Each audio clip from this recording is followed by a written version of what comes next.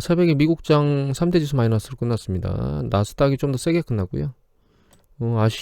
유럽장도 좀 약세를 보였고, 아시아도 보면 혼조세였는데, 어디 마이너스로 난 데도 있고, 플러스로 난 데도 있는데, 특이한 건 이제 우리나라 꾸역꾸역 살검살검 계속 올라가고 있습니다. 중국 시장이 플러스로 터닝했습니다. 강하게. 이게 가장 어제는 특이했던 것 같아요. 미국 시장, 유럽 시장이 약세를 보인 건 인도 쪽에서 2차 유행, 그 다음에 이제 이중 변이가 발생한 것 때문에 문제를 야기하는 것 같고, 미국은 거기다가 얹혀져서 테슬라와 관련된 사고 때문에 테슬라가 좀 3% 넘게 하락하면서 나스닥이 세게 빠졌습니다. 저는 이 테슬라를 보면서 계속 느끼는 건데, 그 테슬라가 이 자율주행이라고 하는 부분에 대해서 다른 차들보다 좀 더 강력한 기술력을 가지고 있다고 하는 게 하나의 프리미엄이었다고 생각을 하거든요, 개인적으로. 그런데 거기서 자꾸 사고들이 발생하고 있어요. 거기에다가 전기차에 올인하고 있던 테슬라가 잘 팔리는 걸 보면서 전 세계 그 화석연료 자동차를 만들고 전기차를 부로 생각하던 그런 자동차 회사들이 전기차에 올인하는 패턴들을 막 보이고 있거든요.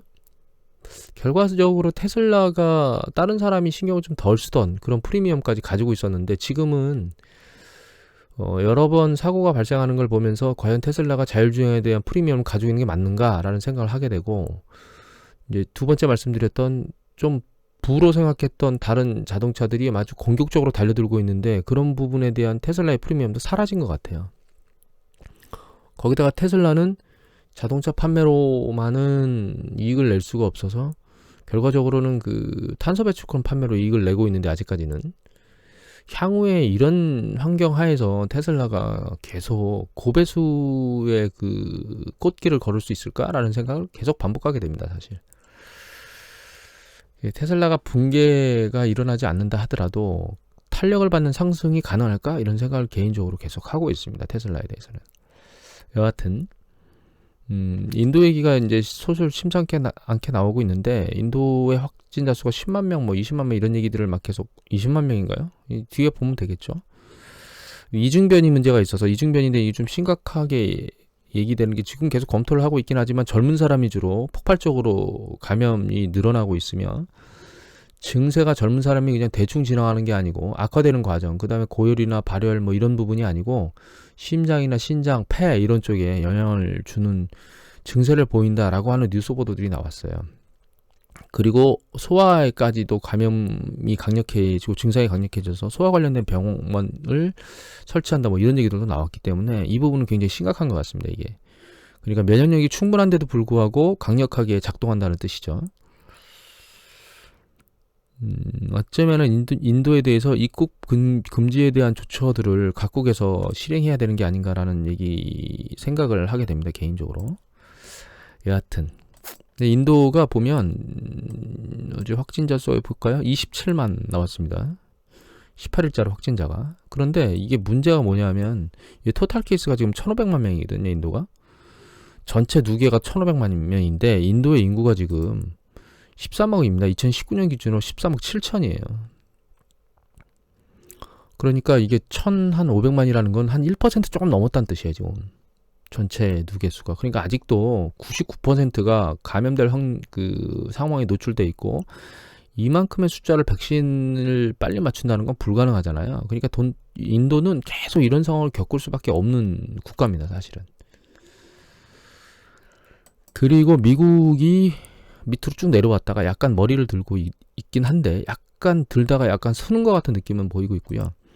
확진자 수도 좀 늘어나고 있어요. 근데 최근 90일치를 보면 증가하고 있다가 지금 약간 둔화되고, 그러니까 멈췄다 뭐 이런 수준을 보고 있습니다. 그런데 인도께 또 확산될 수 있긴 하지만, 큰 어떤 개념으로 놓고 보면 이 이스라엘입니다. 이거 월드오미터 데이터고, 이거는 존스 홉킨스 데이터였고, 이거는 미국의 CDC 데이터였습니다. 데이터 추천을 말씀 안 드렸었네요. 이것도 월드오미터 데이터고, 요거는 사이트가 어디냐면 랭크스, 그래서 이거 gapminder.org라고 하는 사이트에서 나온 겁니다.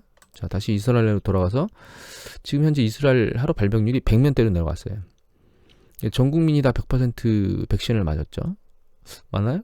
여하튼 그래가지고 마스크도 안 쓸 거라고 지금 얘기들이 나오고 있는데 이게 결과적으로는 우리가 최종적으로 볼 수 있는 상황인 거예요. 백신을 계속 완벽하게 지금 맞았을 경우. 근데 문제는 여기에 인도의 2차 변이가 들어가서 확진자 수를 늘린다고 하는 뉴스 보도가 나오면 그건 충격적인 뉴스 보도죠. 왜냐하면 백신을 거의 다 완벽하게 이제 그 집단 면역이 됐다고 생각을 했는데 다른 변이가 들어가서 확산세를 늘릴 수 있다면 그거는 문제가 커질 수 있겠죠. 그래서 결과적으로는 그런 문제가 발생하지 않는 이상 현재 상황에서 주식시장에 대한 어떤 큰 위험성이나 이런 것들은 큰 변동성이나 이런 것들은 좀 생각하기가 어려울 것 같아요. 이 코로나로 관련해서는.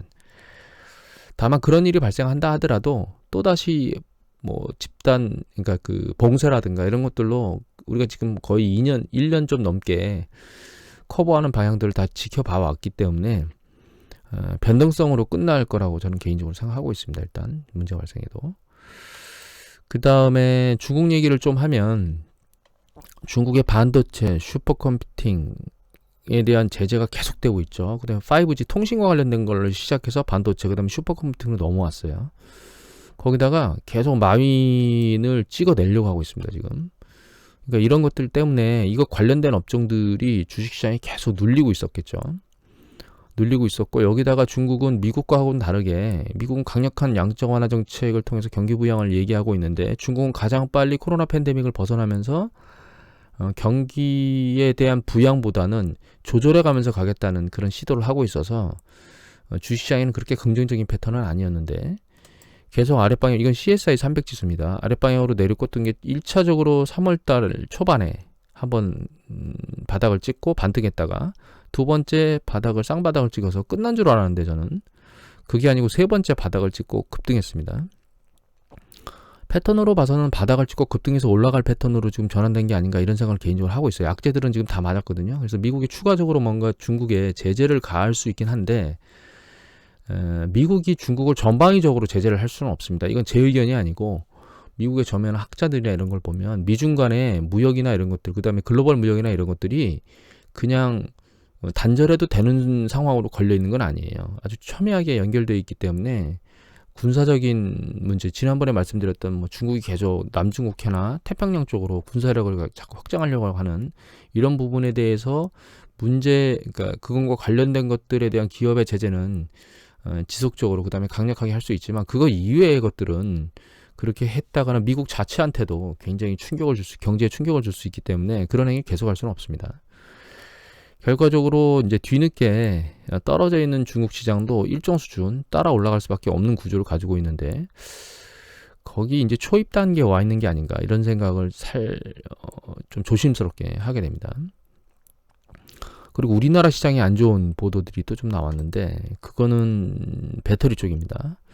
벤츠에서 최고급차 CATL의 배터리를 탑재하겠다고 나왔어요. 여기 원래 LG의 파우치가 들어갔었는데 그 최고급 세단에 각형을 넣겠다고 얘기가 나왔거든요. 근데 이제 우리나라 각형에 대한 기술력이나 이런 부분이 짧냐 이런 부분이 아니고 파우치형은 하나를 더 씌우는 형태고 각형은 그렇지 않은 형태이기 때문에 좀 더 동일한 부피에 좀 더 많은 숫자의 배터리가 탑재되거든요.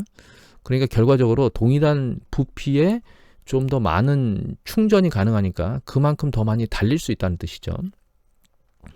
그런 부분 때문에 지금 각형을 선택하고 있는데 각형이 상대적으로 파우치보다는 위험성이 높답니다. 그러니까 관리가 어렵다는 거죠. 화재나 이런 것에 대해서.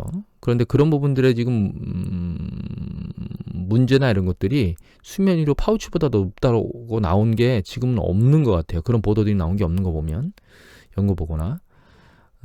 그래서 그런 부분 때문에 지금 계속 이제 각형을 선택하고 있는데 우리나라는 이제 삼성 SDI가 각형을 만들고 있습니다.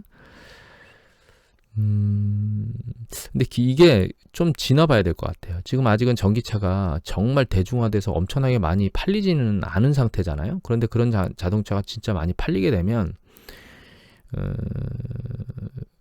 각형이나 파우치형에 대해서 어느 쪽이 더 성능이 좋고 어느 쪽이 더 성능이 나쁘다라고 하는 부분들이 좀 나오게 될 겁니다. 그런 부분이 이제 상황을 좀 바꾸게 할 수도 있고 또 한 가지는 이미 말씀드린 전고체에 대한 배터리 부분이 빨리 개발이 되면 이런 것들은 뭐 수면 아래로 빨리 사라질 수도 있는데 문제는 이제 비용 문제인데 지난번에 그 퀀텀 스케이프가 공매도에 시달렸다는 보도는 보여드렸잖아요. 네, 전고체가 만들어져서 실험실에서 뭔가 될 수는 있는데 그게 대량 생산이 가능하겠느냐라고 하는 부분은 다른 문제입니다. 근데 이제 그런 부분에 대해서 문제가 있다고 보는 전문가들도 많아요. 그래서 실제로는 2025년도에 가장 빨리 개발될 거라고 얘기를 하지만 2030년까지도 개발되지 않을 것이다 라고 얘기하는 사람들, 그러니까 그 개발은 됐는데 이게 양산화되는 것, 그 다음에 이제 수율을 맞추고 진짜 대량 생산이 가능하도록 하는 건 불가능할 수도 있다라고 얘기하는 사람들도 많거든요. 좀 정리를 해보면 배터리 업체 같은 경우에는 생존해서 남긴 남을 건데 지금까지는 뭐 국내 배터리가 글로벌 탑이다라고 해서 약간 프리미엄을 얹혀서 좀 긍정적인 패턴이 있었지만 그런 부분이 약간 흩어지는 그런 느낌들을 받고 있습니다, 최근에. 그래서 배터리 쪽에 투자하는 사람이 있다라면 그거는 이제 중국과 한국을 같이 나눠서 투자를 해야 되는 게 아닌가. 그리고 배터리 생산 업체들이 받았던 프리미엄과 관련돼서는 약간 좀 보수적인 입장으로 접근해야 되는 게 아닌가 이런 생각을 하게 됩니다. 또 국내 시장과 관련된 건데 그게 이제 공매도가 시작될 거예요. 5월달 초부터 6일부터 공매도가 시작되는데 이 공매도 부분은 큰 문제는 아닙니다. 개인적으로 이제 부분적인 주식에 대한 공매도의 위험성을 가지고 있긴 하지만 이게 시장 전체를 흔들지는 않을 거예요. 그래서 이거는 큰 문제는 아니라고 보고 있습니다. 그리고 또 한 가지, 이건 그냥 여러분들이 아실 것 같은데 혹시 모르실 분이 있을까 해서 그 이마트에서 연 10% 적금을 한답니다. 이게 18일부터 뭐 29일까지인가 추첨으로 해서, 그러니까 신청자 추첨으로 해서 한다고 그러니까 기사를 찾아보시기 바랍니다. 그런데 이게 적금이잖아요. 적금이기 때문에 그렇게 크진 않아요. 예금이 아니고. 이거 대충 읽어봤는데 뭐 연간 120만 원인가? 연간 120만 원인가? 이마트에서 매출을 이렇게 주면 되니까 한 달에 뭐 10만 원씩만 사줘도 되죠. 충분히 가능한 거고, 다만 적금이기 때문에 첫 달 들어간 10만 원은 10%를 받겠지만 두 번째 달 들어간 10만 원은 10% 곱하기 12분의 10일만큼 받겠죠. 왜냐하면 11달밖에 안 들어가니까 1년이면. 그렇게 해서 쭉 대충 따져보면 절반 정도, 한 5% 정도, 그러니까 총 누계 금액에 한 5% 정도 될까요? 단계별로 이렇게 주니까 이자가 받을 수 있는 게 뭐 그 정도 되지 않을까 생각이 됩니다. 그렇다 하더라도 적은 금액은 아니니까 그냥 뭐 아이들 용돈이나 이런 거 만들어 줄 때 이거 적금이 되면 매달 10만 원씩 용돈을 넣어주면 괜찮지 않을까 이런 생각이 들어서 참고하시라고 말씀드립니다. 코인이 난립니다. 또 코인이 어제도 지인이 찾아오셔서 코인과 관련해서 저한테 좀 묻고 갔거든요. 네, 정답은 그 말씀을 드렸지만 정답은 없습니다. 이것의 그 최종 결과를 아는 사람은 존재하지 않아요. 왜냐하면 이거는 그 가치를 판단할 수 없는 거거든요. 이런 사례, 그러니까 블록체인이라고 하는 게 사실 뭔가 특별하다라고 생각을 하긴 하는데 사실 이게 특별한 건 아닙니다. 제가 누차 말씀드리지만 제가 컴퓨터 관련된 출신이기 때문에 다른 일반인들보다는 좀 많이 아는 거죠. 쉽게 말씀드리면 화폐라고 하는 것은 거래 원장이 한 곳에 모여요. 은행이라고 하는 한 곳에 모이거든요. 그래서 그 중앙 집중화된 거래 원장을 가지고 있는데, 그리고 그 화폐라고 하는 자체는 중앙은행에서 가치를 인정해 주는 거예요. 여러분이 10만 원짜리 동전 종이를 그냥 만들어 가지고 이거 10만 원이에요라고 다른 사람한테 주면 그 사람이 이게 10만 원짜리라고 인정해 주지 않는 이유는 네가 이거 10만 원이라고 찍었는데 이거 대규모로 찍어서 네가 이거 커버할 수 있어라고 물으면 답을 할 수가 없기 때문이거든요. 근데 정부는, 중앙은행은 화폐를 찍어서 주면 그게 10만 원의 가치가 있는 걸 나중에 보증해 주기 때문에 되는 거거든요.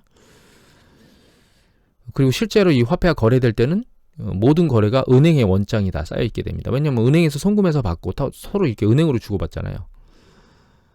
그런데 비트코인은 이거 살짝 잘렸을 것 같은데 제 컴퓨터가 가끔 작동을 하다가 잠깐 쉽니다. 힘든지. 그 화폐는 중앙은행, 은행에서 거래 원장을 집중해서 가지고 있는데 블록체인은 은행이 가지고 있는 게 아니고, 예를 들면 뭐 한 10명이 블록체인 거래 안에 들어가 있다면 비트코인을 거래하게 되면 그 두 당사자 간의 서로 거래 내역을 모든 사람이 같이 나눠 가지게 돼 있어요.